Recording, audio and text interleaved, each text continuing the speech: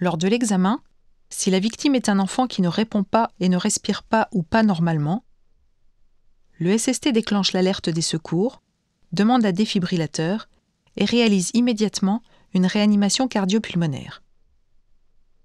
Pour l'enfant, la RCP débute par 5 premières insufflations, réalisées comme sur une victime adulte.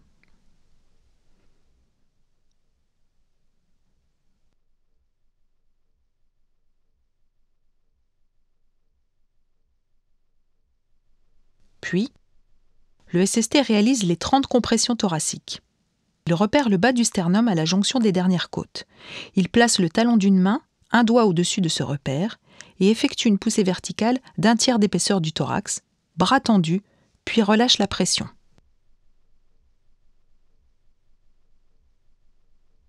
Il alterne alors 30 compressions, puis 2 insufflations, jusqu'à l'arrivée du défibrillateur.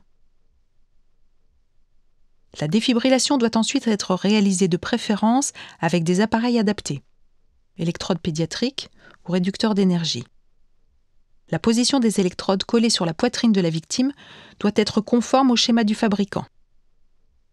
Dans le cas d'électrodes pédiatriques, la première se place sur le thorax de la victime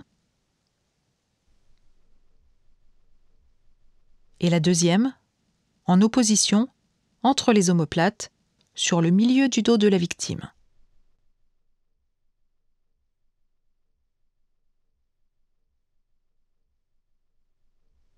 Le SST suit alors les indications de l'appareil